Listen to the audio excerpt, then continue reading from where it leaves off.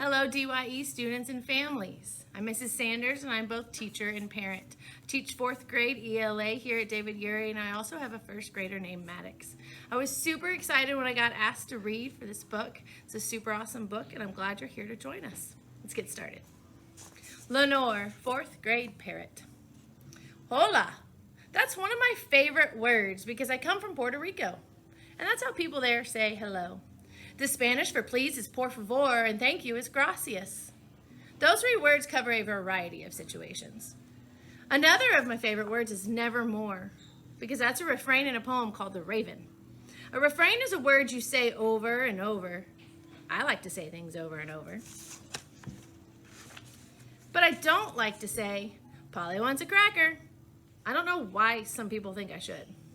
My name isn't even Polly. My name is Lenore, and it comes from that same Raven poem. But I'm not a raven. I am a blue and gold macaw, which is a kind of parrot. Luckily, I love poetry. My owner, her name is Rosa da Silva. She says that since we both come from Puerto Rico, poetry is in our blood. Along with our accents, I guess. Here's a poem I have been working on. Sitting in the trees, I sometimes sneeze, as loud as you please. With a beak as big as mine, you need to draw the line, or a sneeze will rattle your knees. Okay, I'm still working on it. Some of those 4th graders, believe me, their poems aren't any better.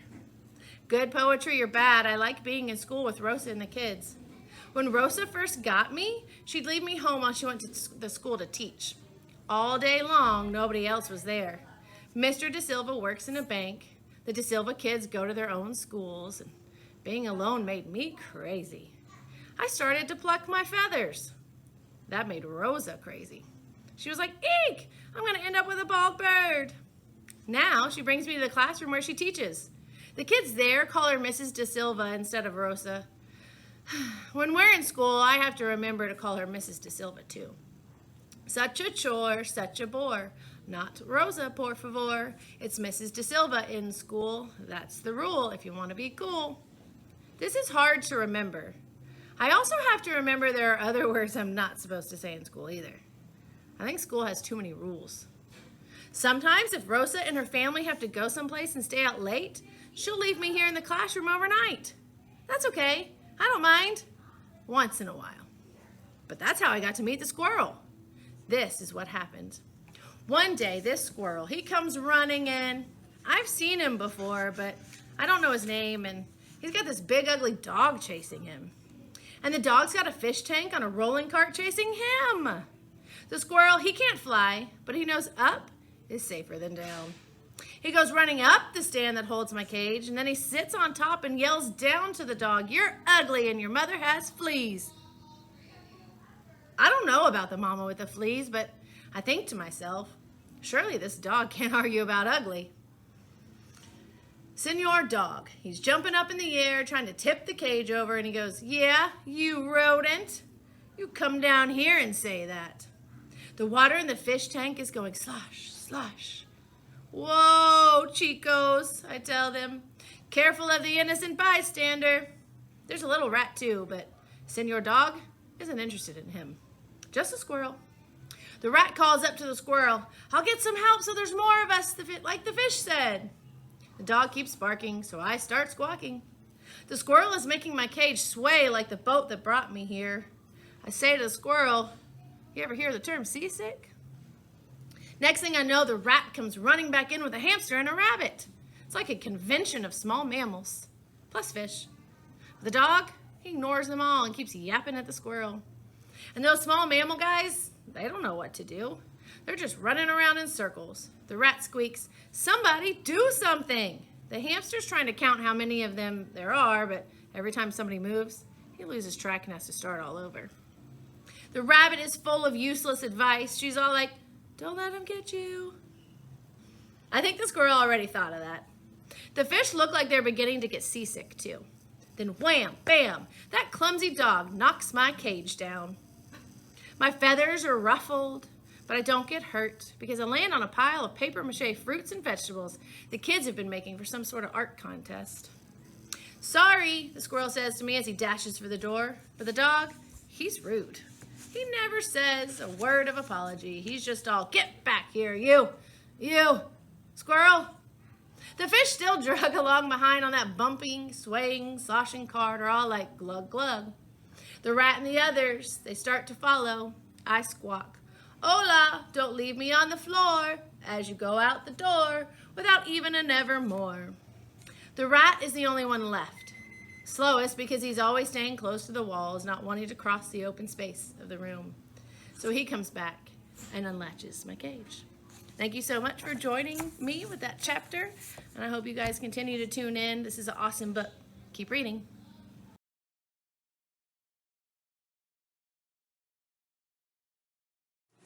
Hi, I'm Mrs. Stickle, and I'm excited to read to you from our book. The chapter I'm reading is called Nancy, Art Room Turtle. We're starting on page 35. Sometimes people who come to visit Mrs. Hinkle's room get confused. They ask, is he a turtle or a tortoise? Mrs. Hinkle says, Nancy is a she, not a he, and she is a turtle.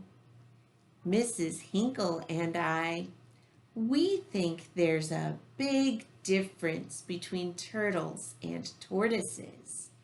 We can't see how people get confused. By the end of the year of art class, Mrs. Hinkle's students will never again be the kind of people who get confused about this. Tortoises live on dry land, but we turtles spend most of our time in the water. But sometimes we like to have dry land to crawl up on. My beautiful glass case has both, along with a nice heat lamp to keep me warm. Nice and warm and cozy.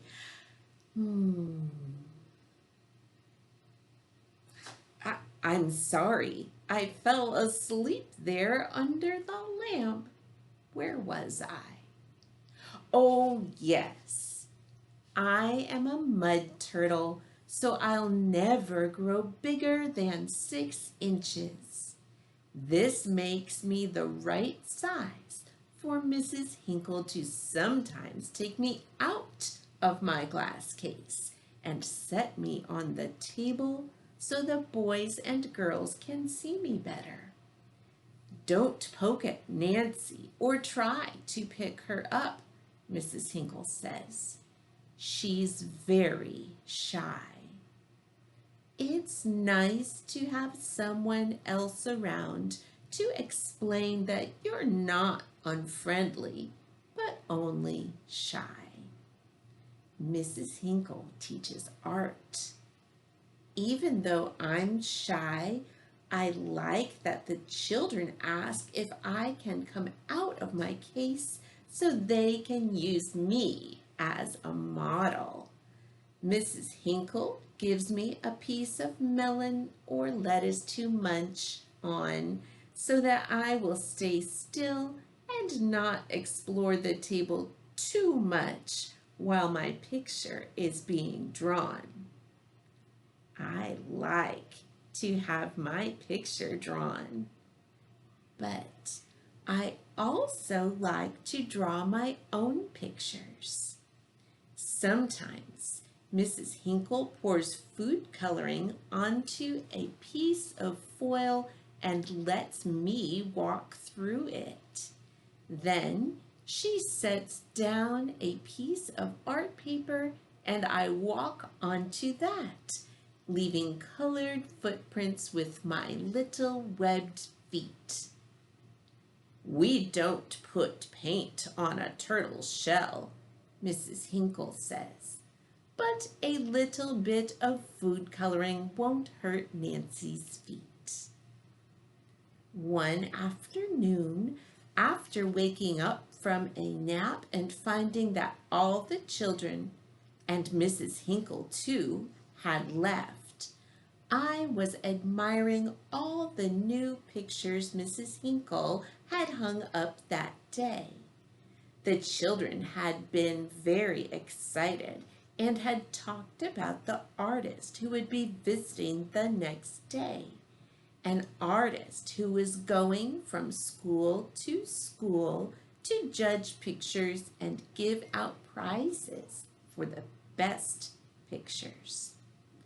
I think the best pictures are the ones with me in them. But all of a sudden, there was a commotion in the hall, so I pulled myself into my shell in case there was danger. Good thing, because the noise came into the classroom. A dog was barking, a parrot was squawking, a squirrel was shouting, "Help! Help! The nasty, smelly dog wants to eat me!" And a hamster, a rabbit, and a rat were yelling, "Run, Twitch, run!" The wheels of the cart the dog was pulling went squeak, squeal, and the fish in the tank on the cart were yelling in their tiny fish voices, "School, school!" Even with my head tucked safely inside my shell, I could see well enough to tell that Twitch must be the squirrel, since the others were telling Twitch to run, and it was the squirrel who ran up onto one of the tables where Mrs. Hinkle keeps her art supplies. The dog jumped up there too. So much energy! It nearly wore me out to watch them. Twitch leaped off the table and over to the bookshelves, pulling himself up by Art in Western Civilization.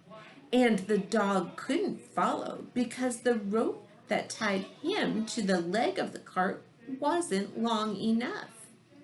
The dog ran back and forth on the table, knocking over paints and brushes and a box of chalk. The paint was leaking and dripped off the edge of the table, making a puddle on the floor. I liked the slow, thick way that paint dripped, dripped, dripped. Where was I? Oh, yes. I recognized Twitch since sometimes I'd seen him look into the window of the classroom.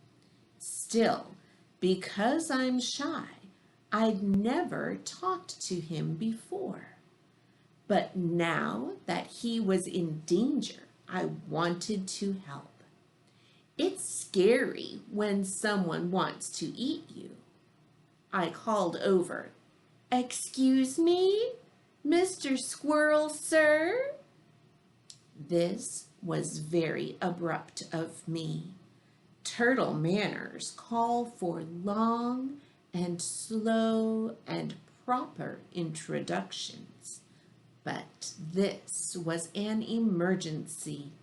I said, "Don't you have a hard shell you can escape into?"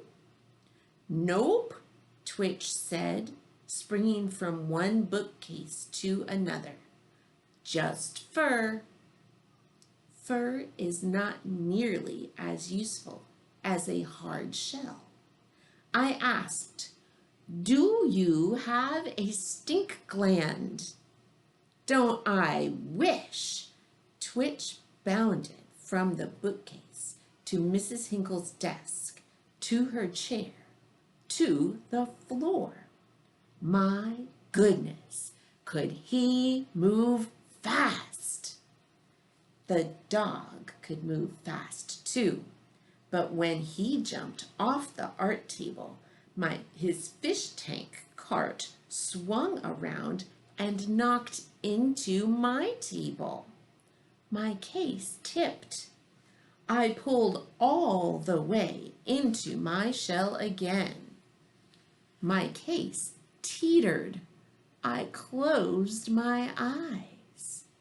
My case tottered over the edge and onto the floor. My case went, landing on its side. I rolled right out of it. By the time I decided I was still alive, Twitch had already escaped into the hall. The dog, still attached to the cart, ran out of the room, with the parrot flapping her wings at him, and the hamster, the rabbit, and the rat scurrying pretty fast too. The dog had left a trail of painted footprints from the table to the door. It was mean of him to want to eat Twitch, but I do have to say, he was a very talented artist. I decided to follow